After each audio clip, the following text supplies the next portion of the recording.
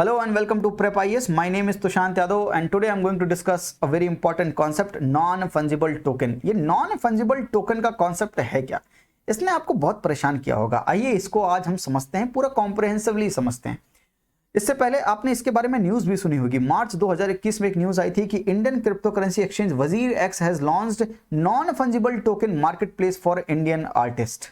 तो इसमें जो इंडियन आर्टिस्ट के लिए non fungible token market place की बात की गई, उसमें नॉन फंजिबल टोकन है क्या? और आपने एक न्यूज और सुनी होगी जिसमें कहा गया था कि जो ट्विटर के जो फाउंडर थे जैक डॉर्से, उन्होंने ऑक्शन किया था अपना NFT for his first ever tweet for $2.9 million. $2.9 million का उन्होंने अपना जो पहला ट्वीट था उसको एनएफटी किया था, नॉन फंजिबल टोकन के थ्रू ऑक्शन किया था। तो वो क्या है नॉन फंजिबल टोकन? तो इसमें नॉन फंजिबल टोकन जो है हर जगह न्यूज में आकर हमें परेशान बहुत करता है। ये इमर्जिंग टेक्नोलॉजी में आता है, तो हमें समझना पड़ेगा कि ये नॉन फंजिबल टोकन का कॉन्सेप्ट है क्या, क्या इंपॉर्टेंस है इसकी, क्या इशू है इसके साथ, और हम ये समझेंगे कि गवर्नमेंट को ये फ्यूचरिस्टिक विजन में क्या करना चाहिए इसके बारे में। तो ये सारी चीजें आज हम समझेंगे इस सेशन में। तो आइए शुरुआत करते हैं नॉन फंजिबल टोकन से। तो क्या है non fungible token? Non fungible token is a digital object. मैंने गोला किया है आपके लिए। It's a digital object that can be a drawing, animation और a piece of music, photo और video with a certificate of authenticity created by blockchain technology. तो non fungible token क्या है? एक तरह का डिजिटल ऑब्जेक्ट है। जैसे फिजिकल ऑब्जेक्ट होता है, आपके पास बॉटल है, ग्लास है, फिजिकल ऑब्जेक्ट है। ऐसे ही नॉन फंजिबल टोकन क्या है? एक तरह से डिजिटल ऑब्जेक्ट है जो ड्राइंग भी हो सकता है, एनिमेशन भी हो सकता है, म्यूजिक भी हो सकता है, गाने सुन रहे हैं आप, फोटो खींच रहे हैं, वीडियो देख रहे हैं, but with a certificate of authenticity. ये मत भूलिएगा, सर्टिफिकेट ऑफ ऑथेंटिसिटी यानी ओरिजिनल आइटम है, ऑथेंटिक आइटम है, and that is created by blockchain technology. अब ब्लॉकचेन टेक्नोलॉजी क्या होता है ये तो आज मैं नहीं समझाऊंगा, क्योंकि क्रिप्टो करेंसी का जो मैंने पहला एक्सप्लेनर लिया था, अगर आप प्रेप एक्सप्लेन वाले प्लेलिस्ट में जाएंगे, पहला एक्सप्लेनर है क्रिप्टो करेंसी के ऊपर। वहां पर मैंने सब कुछ समझाया, आपको क्रिप्टो करेंसी के बारे में समझाया था, and that crypto currency is created and stored using blockchain technology. तो वहां पर मैंने आपको ब्लॉकचेन टेक्नोलॉजी के बारे में सब कुछ समझाया था, क्यों वो इतनी इंपॉर्टेंट है, कैसे वो यूजफुल है इंडियन गवर्नमेंट के लिए, ये भी मैंने वहां पर बात की थी। वो एक्सप्लेनर आप जरूर देखें, आपके जो दिमाग के तार हैं वो खुल जाएंगे। चलिए, तो मैं यहां पर आपको समझा रहा था कि ये डिजिटल टोकन क्या होता है। आइए समझते हैं। देखिए, जैसे आपने कोई पेंटिंग क्रिएट की, आपने फिजिकल एक पेपर लिया, A4 शीट ली, और आपने बेहतरीन सुंदर सुंदर से पहाड़ बनाए, उसमें निकलती हुई नदी बनाई और घर बनाया आपने ऐसे बढ़िया सा, उसमें फिर कुछ और बनाया, आपने बढ़िया से एक सीनरी क्रिएट की। ये फिजिकल है, A4 शीट में आपने बनाई, आपने यहाँ पर अपना साइन मारा, ऑथेंटिक साइन मारा, आपका है ये, ओरिजिनल कंटेंट है, और आपने इसका जाकर ऑक्शन किया, आपने पैसे कमा लिए। This is a physical painting. अगर कोई यही सेम चीज डिजिटल कर रहा है, तो डिजिटल पेंटिंग बना रहा है, तो वो किस तरह से वो चीज ऑक्शन करे? और डिजिटल बना रहा है तो उसका कॉपी भी हो सकता है, आपका तो ये सिंपल एक है, फिजिकल है, आपने साइन मार रहा है, ओरिजिनल है आपका। डिजिटल जब कोई बनाएगा, उसकी जब कॉपी होगी तो वो भी एकदम डिजिटल ही लगेगी, सही लगेगी। तो उसको कैसे ऑथेंटिक किया जाए? तो कुछ होना चाहिए इसके लिए, ताकि हम डिजिटल चीजों को हम बेच भी पाएं और उसकी ऑथेंटिसिटी भी रखें। इसके लिए कॉन्सेप्ट लाया गया नॉन फंजिबल टोकन का कॉन्सेप्ट। और non fungible token is a digital object. ये कुछ भी नहीं है, ये डिजिटल ऑब्जेक्ट है। सिर्फ इतना बड़ा हुआ बना के रखे हो, क्या है भैया, क्या है? अरे भैया, ये डिजिटल ऑब्जेक्ट है।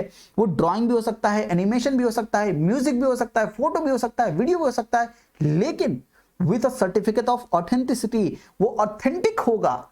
अगर जिसने ओरिजिनल क्रिएट किया है उसका उसमें ऑथेंटिसिटी होगी, and created by blockchain technology. आपने ये चीज समझी? तो नॉन फंजिबल टोकन क्या है? बेसिकली एक तरह के डिजिटल ऑब्जेक्ट है। इसमें जिसका डिजिटल ऑब्जेक्ट है, अगर आप एनएफटी पे जाकर ये चीज करोगे तो क्या होगा? उस डिजिटल ऑब्जेक्ट का आपको ओनरशिप दे दी जाएगी कि ये सिर्फ आपकी है। जब तक आप किसी और को बेच ना दो, ये आपको बिलोंग करती है। यानी ओनरशिप जो होगी वो किसके पास होगी? तो NFT is basically a unique proof of ownership, over something that you can't usually hold in your hand। जो आप अपने हाथ में होल्ड नहीं कर सकते हो, उसके लिए, यानी वो डिजिटल है, उसके लिए एक यूनिक प्रूफ ऑफ क्या है? ओनरशिप, कि ये आपका है। किसी और ने कॉपी की तो वो कॉपीड है, वो ओरिजिनल नहीं है, वो सिर्फ आपका कंटेंट है।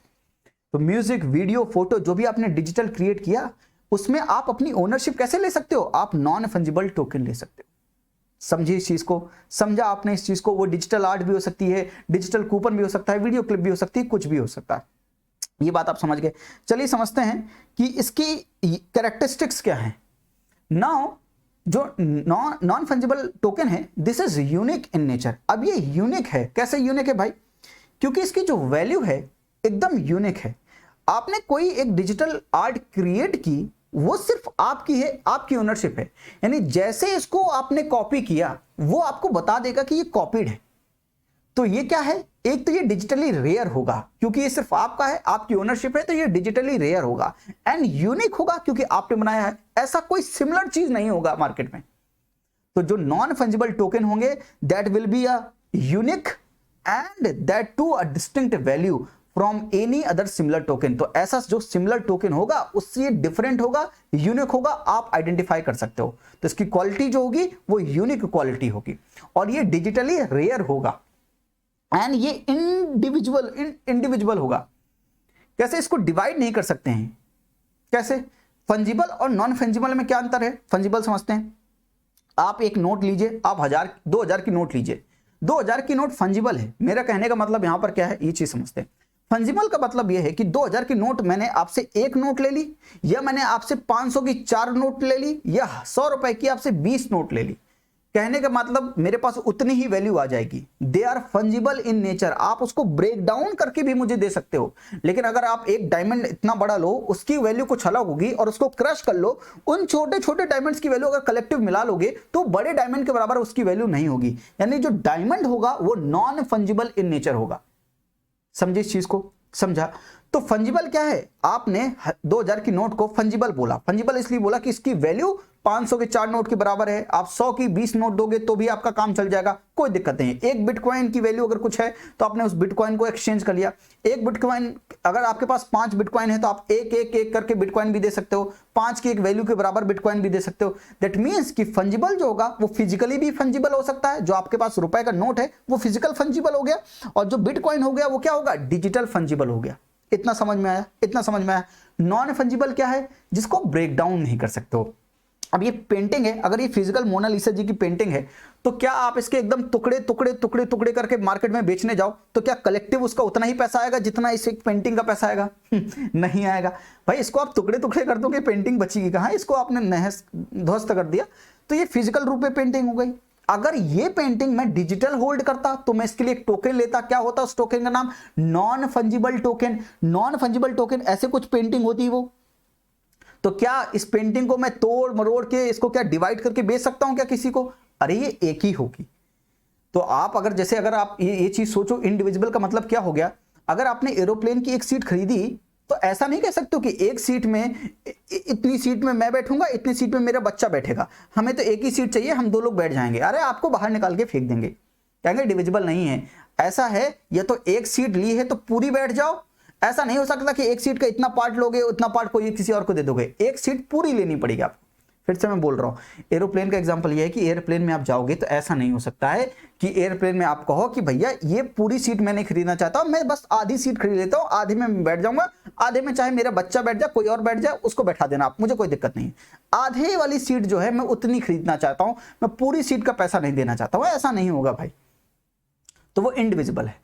इसका मतलब जो है नॉन फंजिबल टोकन जो है वो नॉन फंजिबल नेचर है, वो डिजिटली नॉन फंजिबल है। तो फिजिकल का एग्जांपल क्या हो गया? आपका जो नोट हो गया वो हो गया, जो फिजिकल पेंटिंग हो गई वो हो गई। डिजिटल में जैसे कि बिटकॉइन फंजिबल है, और जो नॉन फंजिबल टोकन है वो क्या है? नॉन फंजिबल है बेसिकली। समझ आई बात? इतनी बात समझ में आई, बहुत बढ़िया। इसका मतलब जो नॉन फंजिबल टोकन है they are unique in the characteristics, they are the digitally rare and they are individual. तो उसको डिवाइड नहीं कर सकते हैं, ठीक है। अब यहां पर समझते हैं कि इसकी इंपॉर्टेंस क्या है। दूसरा कॉन्सेप्ट है कि इसकी इंपॉर्टेंस क्या है। आपने नॉन फंजिबल टोकन जो बना दिया उसकी इंपॉर्टेंस है क्या? भैया अगर नॉन फंजिबल टोकन है तो उसका मोनेटाइजेशन आप कर सकते हो। आप डिजिटली कोई चीज होल्ड कर रहे हो, उसको बेचना चाहते हो तो उसको आराम से बेच सकते हो, आप पैसे कमा सकते हो। तो मोनेटाइजेशन कर सकते हो आप अपने डिजिटल ऑब्जेक्ट का। क्यों? क्योंकि वो आपके पास ऑथेंटिक चीज है, क्योंकि उसकी कोई भी कॉपी बनाएगा वो ऑथेंटिक कॉपी नहीं होगी अगर आपने उसको नॉन फंजिबल टोकन दे दिया। समझे इस चीज को? समझे? तो इंपॉर्टेंस क्या है, अब उस चीज की मोनेटाइजेशन आप कर सकते हो। दूसरी चीज, ऑथेंटिसिटी भी प्रूव हो जाएगी कि ये ऑथेंटिक आइटम है, तो सबको पता होगा कि इसका ओनर कौन है। जब सोल्ड की जाएगी तो दूसरा ओनर कौन है वो भी पता चल जाएगा। ठीक है, तो जैसे पेटीएम का वॉलेट होता है, उस वॉलेट में क्या होगा, आपका वॉलेट है, ये सब डिजिटल हो रहा है तो आपका वॉलेट है, तो वॉलेट में आपकी पेंटिंग है, आपने किसी और को बेच दी तो पैसा आपकी वॉलेट में आ गया और जो पेंटिंग है वो किसी और के वॉलेट में चली गई, तो ओनरशिप चेंज हो गई। अब जो पैसा आया आपके पास वो डिजिटल पैसा होना चाहिए, यानी यहां पर सिर्फ ट्रांजैक्शन क्रिप्टो करेंसी में हो सकता है। यानी जो नॉन फंजिबल आइटम्स हैं, जो नॉन फंजिबल टोकन है, वो सिर्फ क्रिप्टो करेंसी से ही खरीदे जा सकते हैं और कोई माध्यम नहीं है। आप बात समझे? यानी क्रिप्टो करेंसी जब तक हम लीगलाइज नहीं करेंगे, या क्रिप्टो करेंसी को हम तो बैन करने की बात कर रहे थे, एक बिल आ रहे थे भाई, अगर क्रिप्टो करेंसी को हमने हाँ नहीं बोला तो हम ये चीजों में ट्रांजेक्शन ही नहीं कर पाएंगे। कॉन्सेप्ट समझ रहे हो आप? इंपॉर्टेंस क्या है कि मोनेटाइजेशन कर सकते हो, ऑथेंटिसिटी होगी, ओनरशिप पता होगा किसका है, and this will protecting IPR, intellectual property rights को हम ऐसे प्रोटेक्ट कर सकते हैं। तो डिजिटल ऑब्जेक्ट के भी इंटेलेक्चुअल प्रॉपर्टी राइट्स होते हैं और उनको प्रोटेक्ट कर सकते हैं ताकि कोई कॉपी ना कर ले। कॉपी कर लेगा तो पता चल जाएगा कि भाई ये कॉपीड है और ये ओरिजिनल है। ऐसे अभी तक क्या होता था, आप ये वीडियो आप कॉपी करके कहीं और डाल दो तो पता थोड़ी ना कर सकते कि ये वीडियो ओरिजिनल है कि वाली ओरिजिनल है। आप वीडियोस में अगर सेम कंटेंट है, सेम मैं ऐसे ही बोल रहा हूं, दो जगह पड़ी हुई हैं, तो आप क्या बता सकते हो कि कौन सा ओरिजिनल है कौन सा नहीं है? नहीं बता सकते हो। लेकिन वहां पर डिजिटली बता सकते हो कि ये वीडियो ओरिजिनल वीडियो है, वो वाली वीडियो फेक वीडियो है, कॉपीड वीडियो है। तो वहां पर ये चीज आप बता सकते हो, और ये सब हो रहा है ब्लॉकचेन टेक्नोलॉजी के माध्यम से।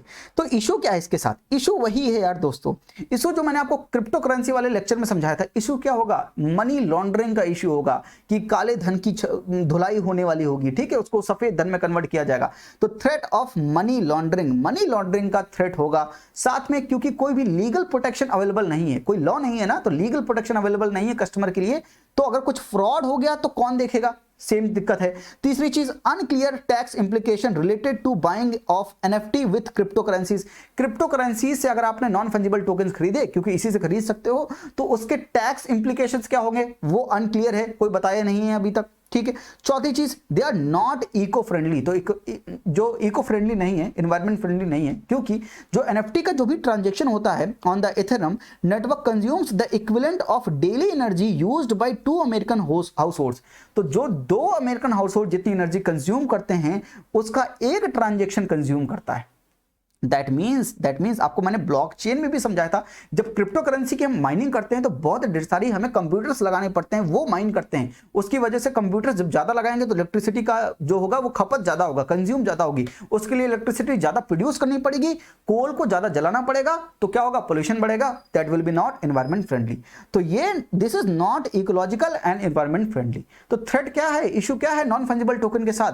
कि मनी लॉन्ड्रिंग का इशू है, यहां पर टेरर फाइनेंसिंग का भी इशू हो सकता है, लीगल प्रोटेक्शन नहीं है अगर फ्रॉड हो गया तो। तीसरी चीज, कोई भी अनक्लियर टैक्स इंप्लीकेशन है, मतलब टैक्स कैसा लगेगा कैसा नहीं लगेगा ये क्लियर नहीं है अभी। And they are not environment friendly. तो ये एनवायरमेंट फ्रेंडली नहीं है। 2 household, American household जितनी एनर्जी कंज्यूम करते हैं उसका एक ट्रांजेक्शन कंज्यूम कर लेता भैया, तो बिल्कुल भी एनवायरमेंट फ्रेंडली नहीं है। तो ये इशू है इसके साथ। नाउ अगर ये सब चीज देखी जाए, इसको होलसम मैनर में देखा जाए तो करना क्या चाहिए?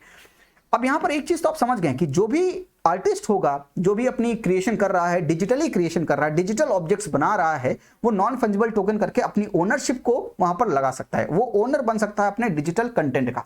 ओनरशिप बनने के बाद वो किसी को बेच सकता है, सोल्ड कर सकता है। इसका मतलब है कि इसका मार्केट जो होने वाला है फ्यूचर में, इसका मार्केट बहुत बड़ा होने वाला है, क्योंकि दुनिया जो है अब डिजिटल में कन्वर्ट हो रही है, धीरे धीरे फिजिकल से अब डिजिटल की तरफ बढ़ रही है। तो इसका मार्केट आगे चलकर बहुत बड़ा है।